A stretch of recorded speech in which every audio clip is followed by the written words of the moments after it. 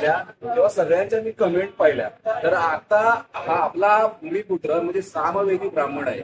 आता मी जो इतिहासावर अभ्यास करतो साधारण 200-300 वर्षाच्या इतिहासात जर गेलो तर सामवेदी समाजावर मध्ये एवढं मोठं नाव आणि कर्तृत्व कोणीच गाजवलेलं नाही. आता म्हात्रे म्हात्रे या शब्दाचा अर्थ हा महत्तर या शब्दापासून आलेला आहे. महत्तर म्हणजे त्या त्या काळात त्या त्या प्रांतात महत्वाची असलेली लोक. म्हणजे एखाद्या गावात तंटा झाला किंवा कुठला न्याय निवाडा करायचा आहे तर त्यावेळेला या म्हात्रे लोकांच्या घरात जायचं म्हणजे महत्वाची असलेली लोक. आणि आज आयुषने म्हणजे नेतृत्व करणारी लोक म्हणजे मुळात नेतृत्वाचे गुण या म्हात्रे घराण्यामध्ये अगदी आपल्या त्रेतायुगापासून आहे. कारण ही आपली भूमी आहे परशुरामांची भूमी. आज जरी आपण वसई म्हटलं की 12व्या शतकामध्ये ती पैठणवरून 66 कुटुंब कुळं आली. वाडवळ असतील, भंडारी असतील, ती सगळे कुलं असतील. पण त्याच्या सगळ्यात जुनं कुल असेल त्रेतायुगातलं हे सामवेदी ब्राह्मण.